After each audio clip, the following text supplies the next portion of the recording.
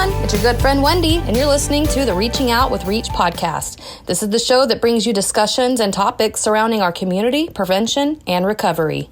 Joining us today is Jennifer Hegland, our Director of Community Programs. Take it away, Jen. Hey there, I'm Jennifer Hegland, bringing you this month's episode. At Reach Council, I work closely with our prevention coalition, Reach Across Johnson County. Last month, the coalition worked with lots of community partners and organizations to hold our second annual mental health conference. This year's theme was Finding Your Strength. Today, I'm going to share the presentation given by one of our main stage speakers, Dr. Cassandra LeClair.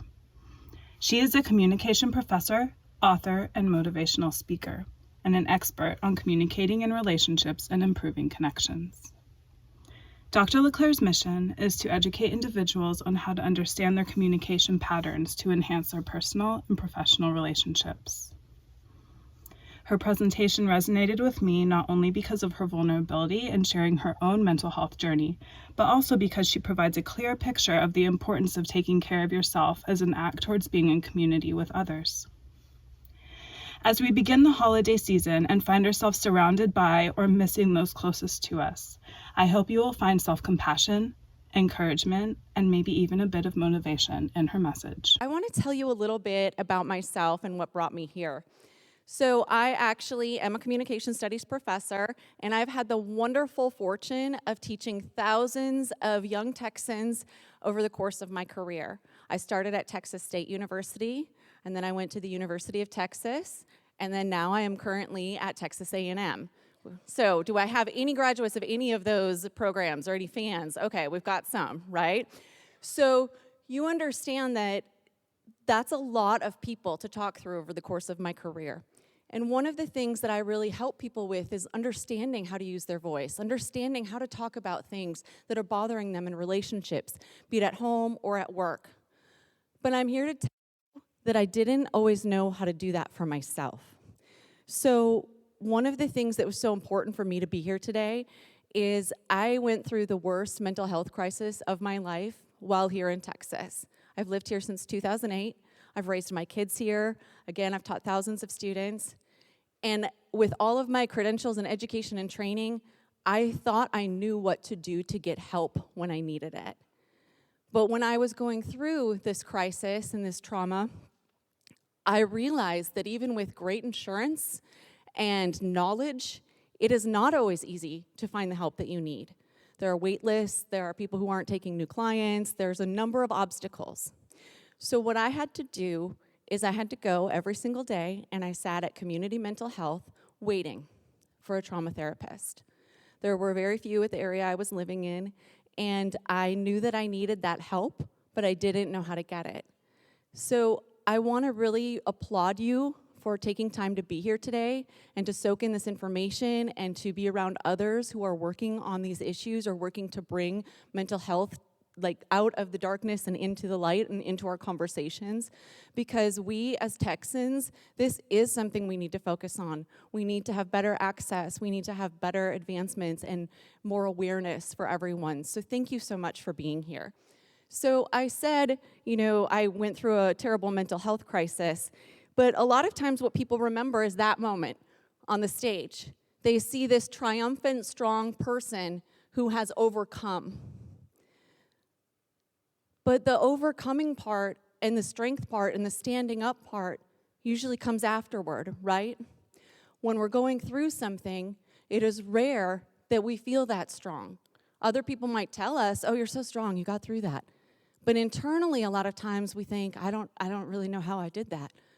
So what I want to talk to you today is I want to talk to you about what happens through that process when we're working to go through something. And how do we really connect back to ourselves and then learn how to talk to other people in our lives about the things that we've experienced. So we're not all here for the same reasons today. Some of you are mental health professionals here for continuing education. Some of you are here because you've experienced mental health crisis in your past. Others of you might be here because people that you love and care deeply about are also experiencing mental health crises. So even though we are not all here for the same reasons, there are a few things that I know for sure. We've all experienced stress. We all understand what loss feels like. We've all had moments where we felt sad or where we felt rejected. But we have also all had moments where we have experienced joy and happiness and understanding and compassion. So when we're thinking about all of these things today, I want you to focus on all of your experiences. I might be standing up here, but I want you to be thinking about you, not me. I want you to think about everything that has brought you to this point, and I want you to think about the things that you want for yourself going forward.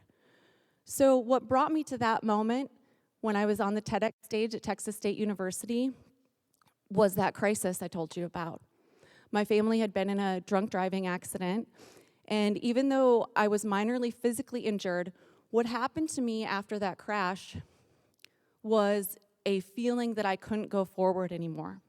I felt completely broken. I felt like everything that I had tried to keep up with my whole entire life, I no longer had the energy for. So over the course of the year after that accident is when I realized that I needed some help. And I had to confront some things that I had gone through in my childhood that at the age of, I was 39 at the time, I had never actually talked about. I had never spoken aloud to people. And I had never, ever made it a point to understand how my past was impacting my present. So I was sexually abused as a child, but again, I didn't tell anyone. I instead made it my mission that that would not matter. I took the words of my abuser and I decided that I was going to prove him wrong. And people were going to love me, and I was going to be amazing, and I was going to be able to do whatever I wanted, and there was no way that what happened to me was going to define who I was. So I created a bunch of coping mechanisms that at the time got me through. You know, I'm going to people please so everybody loves me because my abuser told me that no one would love me. So look at how much everybody loves me. Or I'm going to go after achievement after achievement after achievement because I'm going to be awesome, and then I'm going to prove him wrong that way. But what happened over the course of several years and what happened over time is those things no longer became choices. They no longer became things that felt good to me. They became this obsession of things that I had to do, or ways that I had to work to overcome, or things that I was doing to keep my anxiety at bay, without really making any connection that the history in my past was definitely still showing up in my future, not only in the ways that I was acting or doing for myself, but in my emotional reactivity to others, in the ways that I was choosing friendships, and in the ways that I also was parenting my children. All of these things, all of these anxieties. So this is such an important topic for me to talk about because no one would have looked at me and guessed any of that. I still went to work every day. I still raised my kids, was still a member of my community, much like all of you in here. So when we're looking at people, you never know what has brought them here today. You never know what has brought somebody to the point that they're at, and you also never know what somebody's breaking point is going to be. That accident was not the worst thing that's ever happened to my life, but it was the thing that broke me. So what I needed to do is I really needed to pick up the pieces. I needed to figure out a way to move forward. And one of the things, again, I thought I was broken, and that's something that I hear a lot. Oh, I'm just broken, I can't do this. So I want to really encourage you today as we're thinking about this, not to think about yourself as somebody who's broken or who can't be healed, who can't be fixed, or you've tried all these things, but how can you put your pieces back together and make yourself stronger than you were before? So this bowl up here is the bowl on the cover of my book. It's actually my bowl. I bought it. I own it. So this bowl is kintsugi pottery. And what that is it's pottery that's been put back together with gold, again, because we can be stronger than we were before. And what I really had to do throughout this process is look at all of these pieces of my life and try to understand which ones I was pushing aside. What parts of me was I no longer honoring because I didn't want to look at them? And it's so important for all of us to really consider the things that we aren't integrating into our stories, the things that we push aside or sweep under the rug because we think we should be able to get over them or that they don't matter. What we know from research, and most of us from personal experience as well, is that when we push things aside, they really don't go away. Most of the time, they come back stronger and sharper than before, or in ways that we don't recognize. So this is why you'll see people having reactions that seem to come out of nowhere or that seem like a little bit over the top for the situation, right? Okay? Because usually there's something deeper there. So I'm really encouraging you and asking you to look at what's deeper there. What can make you feel like you can move forward in a way that doesn't leave you feel broken? What are some things that you can do to build yourself up and to feel that strength, like you really do have ribbons of gold running through you? One of the biggest mistakes that I feel we make is by telling people, like one of my least favorite phrases, in fact, is when we say, well, kids are resilient. They'll be fine. Okay? And I love to look at adults and say, well, how's that working out for you? You know, that resiliency thing. Okay? A lot of times we think that it's the going through something that makes us resilient, but it's not. It's how we process it and understand it and how we learn to move forward after that. So thinking about all of the things that made you broken, thinking about all of the stressors or times of trauma or crisis that you've had or that those people in your life have had, it's not that we have to sit and dwell on everything and look back into every single memory or every single piece that's happened to us. But it's more of developing an understanding of how those things might be showing up in different interactions. Okay, sometimes things will come out with different people or at different times of day. So really looking to understand, what are your patterns? What are the things that you don't talk about? Where are those missing pieces? So looking at your patterns, for example, it's not just about, oh, I do this poorly or I do this well. It's really looking at those reactions. It's really looking to see, okay, how do I show up every day? Not only for myself, but for other people. And I have to tell you, most of the time we're not very good at this because we're not very honest with ourselves. So one of the things that I would encourage you to do, if you're curious about this process, is to journal. I know you've heard this before, right? So I want to take away some of the pressure of journaling. You don't have to have, you were given a journal today, first of all. So there's one excuse down, okay? Like they actually gave you the tools to do this, right? But say you're driving and you don't have your journal and you can't journal, but you're thinking about something. This is where the beauty of technology comes in, okay? So taking notes on your phone, okay, not writing on your phone while you're driving. We don't text and drive. But doing audio notes into your phone, whether it be through the Notes app or through the actual voice memos, is a wonderful way to release and process, okay? So one of the things also that I want to talk to you about journaling, it's not where you have to just sit down and write pages and pages, or, oh, I have to have this prompt, or it has to look perfect, or at the end of the day, I have to do this. Journaling gets to look how you want it to look. So that could be, I'm going to write this down on my phone right now because I was real upset about it. It could be like, oh, I noticed that every time I talk about money, I get stressed. Oh, I noticed that every time I have to talk to that person, I'm angry, okay? Whatever those realizations are for you. So what I had to do is I really had to look at these patterns for myself. And over the course of that year, I journaled and journaled and journaled. And then I went back and I read my journals. And I'm a researcher at heart. So as I was reading those journals, I coded them. I used my life as data. And I got out my highlighters and I coded them and I made themes. And I was looking at those themes and reading it back and I was like, oh, yeah, okay. I cannot be the only person who feels this way. So I decided, actually I didn't decide, I was told to write my journals into a book. And so this book became my healing process. It became these themes of things that I felt like I had to work through to move forward. It became a place where I finally recognized and acknowledged things not only about my past and my abuse, but things that I was doing that were keeping me there. The ways that I was holding myself in anxiety, the ways that my PTSD was showing up every single day. And why this is so important is because for many of us, those things show up every day, but rather than address them, we add shame to ourselves for them. Oh, I should just get over this, or oh, I feel bad, or I shouldn't have done that.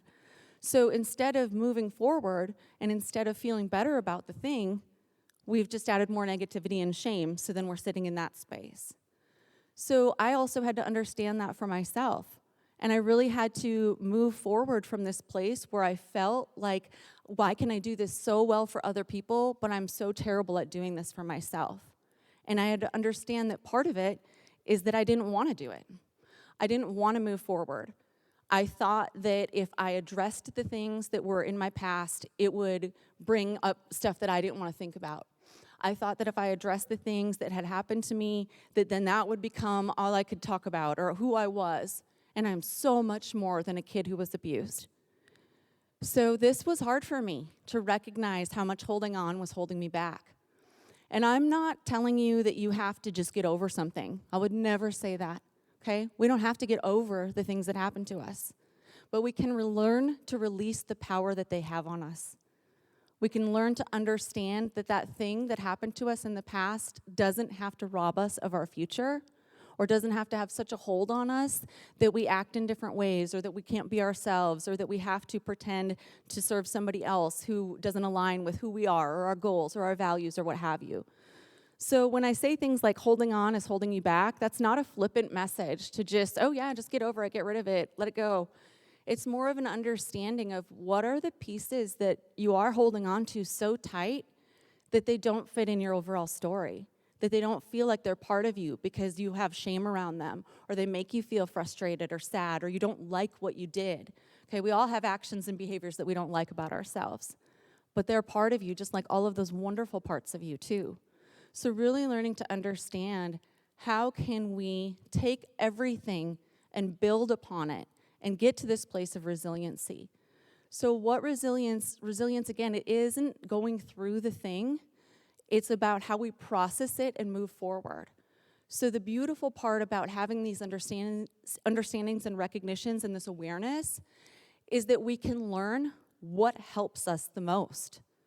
If I understand how I show up in trauma or crisis or stress, and I know what helps me get through that, then the next time I experience trauma, crisis, or stress, I have a better understanding of how to help myself, okay? Because here's the deal, there is gonna be a next time. This isn't a one and done. Healing is not like, oh, I did it, give me my gold star. Sweet, I'm ready to go. It is a continual process that most of us will do for the rest of our lives. It is an active choice to want something different for ourselves. And so I'm sharing that with you because, again, there are times in this where it can be discouraging or it can be frustrating, or you can feel like you've tried everything and it's just not working. But really being able to understand that every little step that you take is moving you forward. Everything that you're doing to put those pieces back together will make you stronger than you were before. So with this, we have to learn to embrace our past. We have to learn what pieces of ourselves we don't share with other people. And again, I'm not telling you in any way, shape, or form that you have to share everything that's ever happened to you. You don't owe anyone your story, and you only have to be as open about things as you want to be. But embracing our past really means, again, what has brought you to this point? What are the things that you're still carrying around? What are the things that if somebody knew all of them, you think that they wouldn't like you anymore, or they wouldn't want to spend time with you, or they would think less of you? What are those things? Because that's the place where we're holding that shame, right? And I have to tell you, shame is one of the happiness killers, okay? Holding on to that, even in small ways, prevents us from some of the beauty and the growth and the joy that I know that we can all experience. So learning to embrace our past for ourselves before we do it for other people, okay? A lot of times we get so focused on our external relationships and the ways that we have to show up for other people that we fail to show up for ourselves. So one of the things that I really want you to consider is, what are the ways that you need to talk to yourself a little bit differently? What are the ways that you need to move forward and stop being toxic to yourself? So we teach kids to be nice to other people and, the golden rule and all those things, but we don't really teach them how to talk to themselves kindly. We don't really teach that, and unfortunately, most of us start that negative thought pattern in childhood, and then by the time we're adults, we don't even realize the ways that we're doing it. So I had to sit and look, and for me, again, I like data, I had to count. Every day I counted how many times I said something negative about myself. Okay? If I can't find my keys, which happens often, okay? Can't find my keys. Oh, I'm so stupid. Why don't I put my keys in the right place? Oh, I lost a paper. Oh, if I were just more organized, this wouldn't happen. So it's not just about the things that had happened in my past. It was a daily occurrence of the ways that I was downplaying my achievements, the ways that I was talking negatively about myself, or the ways that I was just, again, this sounds small, right? Oh, I'm being so stupid, or oh, this. Okay, first of all, if you say those things about yourself, you open up the field for other people to say them, right? Second of all, as you already know from the wonderful presentations before us, your brain believes what you tell it most. So what story are you feeding your brain? So if you have to count, like me, I had to count, and it was awful to really, did it again. But it was also very eye-opening for me. And it's something where then learning to talk to that voice was so important. Okay, so every time I would tell myself I was stupid, because it doesn't stop just because you're aware of it. That's the other piece of this, okay? I can teach you all about self-awareness, but that doesn't mean these things automatically stop. Oh, I'm aware, it's magic. Okay, sometimes the awareness is the hard part, because then you're like, oh, that's what's happening. Okay, so I had to redirect. I had to talk to that voice. Okay, you're so stupid. No, you're not stupid. And sometimes it really was like a back and forth conversation with this inner critic, right? But over time then, that spiral that I used to feel, or that I would pull myself down into with those negative thoughts, it didn't take so long anymore. All of a sudden, over time, just by reminding myself that those thoughts weren't true, they happened less and less. Or when they do happen, sometimes now I'll even laugh, oh, that's silly, and then tell myself what's actually true. So again, one of the biggest steps that we can take if we want healthier relationships, if we want to excel professionally, there's a number of outcomes here, is really learning how to talk to ourselves and understanding where it shows up for you. Because it doesn't show up in the same place for everyone. We don't all have the same triggers. We don't all have the same fears or worries or things that we are trying to overcome or get through.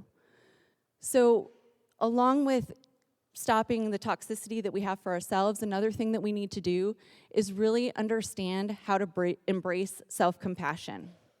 Okay, so I'm guessing everybody in this room is really good at helping other people. That's probably why you're here. You're caring, you're empathic, you want everybody to live in a better place, and you just want everybody to be happy, right? Who feels that? Feels that, right? Okay, yeah, that's pretty great. So you can't help others and be responsive to them in a true and meaningful way unless you are also willing to help yourself. We've all heard that before, right? We've all heard the thing where you're on the plane and you put on your oxygen mask first, right? But yet in our daily lives, we don't do that, okay? Oh, the kids, oh, work, oh, my spouse, oh, my partner, oh, my friends. Instead of really understanding, we have to give back to ourselves. So I want you to look at the places that you're giving back to yourself. Where are they? Are they there every day? Not just like on a once a month, oh, I'm going to go do something for myself, but really and truly every day, are you giving back to yourself? And a lot of times people, their favorite thing to tell me about this is like, oh, I don't have time. So then my favorite thing to do is say, okay, cool, open up your phone and show me on your history how much time you've spent on social media this week. There's your time, okay? Take 5 minutes of that from TikTok or whatever, right? So this is one thing, too, where, again, we have to be more honest with ourselves. We have to really understand the power and control we have over our lives and over our situation without making excuses for ourselves, okay? We got to give ourselves, at the same time we're embracing self-compassion, we have to do that in a real and honest way. What do I need? Who do I need to talk to about that? Who do I need to tell? So one of the reasons we don't do this is because, I don't want to be needy. I don't want to be needy. I don't want other people to think that I am just taking from them or that I'm being selfish or that I'm not, X, Y, or Z. So here's what I want to tell you about that. Having needs doesn't make you needy. It makes you human. We're all so afraid to admit the things we need. But how many of you have ever, after you've been upset, how many of you have ever gotten mad at somebody because they didn't give you the comfort and support that you wanted? I sure have, okay? Well, did you tell them? Did you tell them what you needed? So often we get frustrated with other people because they don't show up for us, or they don't love us in the way that we want, or they don't support us in the way that we want, or they don't tell us the thing that we need to hear. But when we really look at our own patterns and behaviors, it's rare that we've actually told them, hey, this is what makes me feel seen, heard, and valued. Hey, this is what I need in this moment. Hey, did you know when you do this, that doesn't make me feel better? So this is something I had to learn a little bit for myself. I have a good friend. She's been my friend for years. And whenever I was having a hard day or something bad happened, I would reach out to her. And I would always be upset with what she would text back. Because when I am upset, most of the time, the first thing I want is for somebody to empathize. Be like, oh, I'm so sorry, or to give me a hug and to kind of like poo-poo me a little bit and make me feel better. That's what I like, first thing. That's not what this friend does. She's a tough love kind of person. So her first response always would be like, well, here's what you should do, or this is why that's no big deal. And then I would feel frustrated. So instead of feeling better after I reached out to her, I felt worse. She's not a bad person. She's a wonderful friend. It's just that in this one key area, it wasn't what she could do. So guess what I had to do? Find someone else to talk to about that thing. And then know when I need tough love, I go to that friend. This is what you need to do as well. No one person can be all the things for you. It's too much pressure, okay? So really understanding who are the people that can support you in a variety of different ways. Where are the places where you can feel seen, heard, and valued, and you can articulate that and get that back. It doesn't mean that you will have to cut everybody out of your life. Some of you might have some shifts and changes of relationships, but what it does mean is you're going to get better at understanding who gives you the things that you need at the time that you need them. Okay, so again, with building resilience, what do I need in this moment? Sometimes you might just need to laugh. So who's the friend that makes you laugh all the time? You call them up, right? So really understanding your patterns, understanding your needs is going to help you get better support. The other thing that this is going to help with that makes me really excited is this helps with, I keep pushing the wrong button. This helps with our communication and our connection to others. We're wired for connection. We're wired for relationships. But so often when we're hurting or when we're stressed, we isolate or we pretend we don't have things going on because, again, we don't want to burden somebody else. We don't want to bother them. We don't want them to think that something's wrong with us, right? So one of the ways that we have to get better to build more resiliency is we have to figure out ways that we can communicate with other people. What are the things that make you feel seen, heard, and valued? And who in your life is already doing that for you? What are the areas where you don't feel that? And are there steps that you can take to ask for that or to communicate that to other people?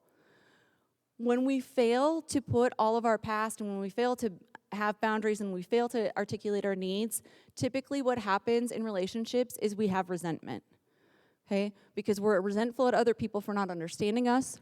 We're resenting other people for not helping us. We resent other people for not knowing that they should be helping us. So again, the quickest way to move through that is you have to learn to tell them. And then you got to watch, too, okay? Because not everybody, or ask them, don't tell them. You got to be a little nicer about it, okay? So one of the things, though, that then to watch is who pays attention to when you say those things? Who actually listens? Who's being respectful? Who's helping you through those things? Or who's willing to understand and respect and maintain your boundaries versus the people who ignore them, versus the people who push them aside? So really understanding for yourself, too, connection. What does that mean to you? And what do you need from a friend? What do you need from a romantic partner? What do you need from a work colleague? And understanding, going back to everything that Alex and Jess said as well, going back to what are my goals? What are my values? What can I do to help myself in this moment? So one of the things that we can all do to bring ourselves a little bit more forward is we have to learn to use our voice, okay? I say I became a communication studies professor because I wanted to help other people use their voices because I didn't know how to use my own. And I still think that oftentimes. I still think that I'm a lot better at helping other people with their relationships or with their things and then kind of not understanding how to do it for myself. I think I keep pushing the wrong button, sorry.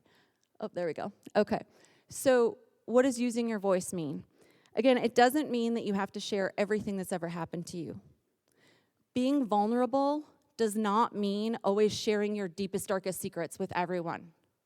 Being vulnerable is being willing to be open regardless of the feedback that you're going to get. That's vulnerability. You say something, you put it out there, and you don't know what you're going to get back. And that scary feeling that lives inside of you when you're waiting for somebody to give you appropriate feedback, that's the feeling of vulnerability. Okay? So really understanding where are the spaces where you've been afraid to use your voice. What are the storylines that you're telling yourself, like, oh, I can't talk to this person about this because then they're going to say that, or they're going to have this reaction. Where is that showing up for you? And learning how to understand, to articulate what it is that we need so we can get those things from our relationships. And so as I said earlier, this isn't, it sounds so easy when I say it. You know, I can come up here and say some little quotes and be like, oh yeah, just go do this. Go think happy thoughts. Tell people what you want. It's great. Everybody's going to get what they need. Okay? Well, that's fake, and I'm not here to lie to you. So instead, what I want to tell you is that it's going to feel scary sometimes. It's not always going to feel comfortable. But you have to remember how protective your brain is. Your brain's job is to protect you, right? So sometimes it's going to tell you something is scary and you shouldn't do it, and you need to tell it, hey, I'm going to do this anyway, even though I am a little scared. A lot of times the reason that things are difficult or challenging for us in communication especially is because we haven't done them before. Of course they're scary. And then you do it a few times, or you open up a little bit here, or you tell somebody else what you need, and all of a sudden that thing that was so scary becomes a little smaller. Difficult conversations don't get easier if we ignore them. So really understanding for yourself, what are the things that I can talk about? Who are safe people? Where are the places that I can go to build resilience for myself when I need to speak to somebody? And then the flip side of that, too, is really also understanding, how can I show up for other people? How can I be responsive in a way that feels good to them? How can I make sure that nobody else feels like some of the ways that I have felt when I've been trying to build resilience or when I've been trying to move through things? So what I am hopeful about is I would really like to think about all the ways that we can do this on a daily basis. Okay, I've put some things up here. In my breakout session, we're going to keep talking about more. But some of the really tangible next steps of things that you can do, and there's again, you can get the QR code and get the copy of the slides. There's one on the next page as well. But really thinking about, what does this look like for you? Okay, I can't give you a prescription of how healing looks for you. I wish I could. I wish I could tell you this is exactly what you need to do. But the reality of it is we're all different. The reality of it is that we need to do some trial and error as well. So it might mean that you need to try new things. It might mean that you need to look at your coping mechanisms, okay? Amazon is not a healthy coping mechanism for me, okay? Just FYI, okay? We talk about numbing out. It's not just drugs and alcohol, people. It's also online shopping. So thinking about the ways, again, have you been scrolling your phone and scrolling your phone and scrolling your phone? And are you really present? Are you there? Are there other things that you could be doing? Really understanding, how can I be present for myself? So you have to recognize your experiences. You have to understand your patterns. And you have to rewrite that story, people. Okay? Again, your brain believes what you tell it most. So what story are you feeding it? And what would happen if you started giving it new information and creating a new story? What would that look like? And then again, embracing that self-compassion, looking at the ways that, okay, I can talk to myself a little bit nicer here, or I can give back to myself in this way, or I just did this laundry list of things for somebody else, but what did I do for myself today? So when we're thinking about how to build on our resilience, how to move forward, how to do all of these things, my biggest piece of advice for you, and it's appropriate that we're here in this setting, is you have to give yourself grace. You have to give yourself grace. This is not an easy process. So whether it's you who needs to hear this message today, or whether you are taking this back with the people that you help, with the people that you work with the people in your life, recognizing and understanding that sometimes it is 2 steps forward and 1 step back, or there are going to be days where that spiral and it feels like so big that you can't get out of it. And understanding that those things are part of the process, and it does not mean you are broken. So I'm, again, so thankful that I was able to be here with you today. I really want to encourage you, whatever pieces of you're looking at right now, or whatever thoughts you have that are creeping into your head, I want you to also remember to challenge yourself every time you have a negative thought. replace it with a positive one. It might feel silly at first, but then by the end of the day, you're going to start to notice a shift. So again, you're not broken, you are whole, and you are beautiful, and you are wonderful, and I'm so grateful that I got to spend time with you today. Thank you. Wow, what a powerful message. Guys, I encourage you to take this message and send it to your friends who could benefit from hearing this as well. Well, that about wraps up our episode. As always, if you're wondering how you can help, you can join our coalition meetings. You can also support our youth and family programs with a tax-deductible donation or food gift cards. And if you have any questions, you can email us at info@reachcouncil.org. That's info@reachcouncil.org. Or you can follow us at Reach Council on Facebook or Instagram. Thanks for listening to our show. Stay tuned for ongoing monthly podcasts from our Reach teams on all things prevention and recovery. So remember, life is full of choices, so choose happy and choose healthy. Bye.